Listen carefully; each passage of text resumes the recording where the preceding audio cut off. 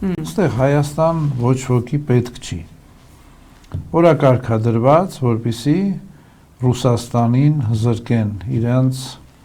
եղելիության աղբյուրներից եւ գազը տանեն դեպի Եվրոպա, թուրքմենական գազը, էլ որ Ռուսաստանից կախված չնեն։ Անգլիան առաջին անգամ մեր ռեգիոնում նշանակեց զինվորական կցորդ, միջև այդ չենք ունեցել, այդ զինվորական ատաշեն։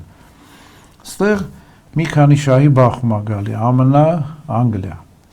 շահի բախում, Ռուսաստան, Եվրոպա շահերի բախում, այսինքն մենք դառնալու ենք Սիրիայի պես պոլիգոն։ Այս մարդը ինչ որ անում է, ու Եվրոպան էլ այդ ձեր ասած աչքերը փակում է ամեն ինչի, ամեն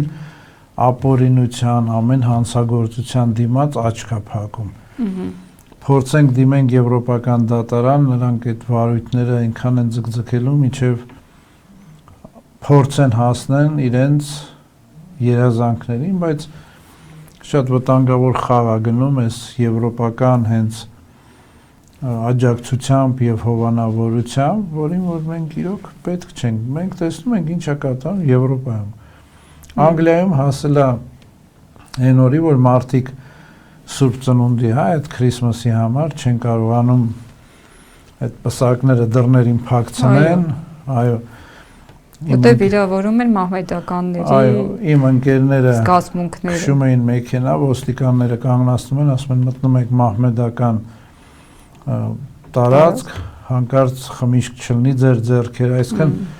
նրանք հաշտվել են, բայց մենք էլ հաշտվենք դրան։ Դառնում Եվրոպան գունավոր է դառնում, վերջ։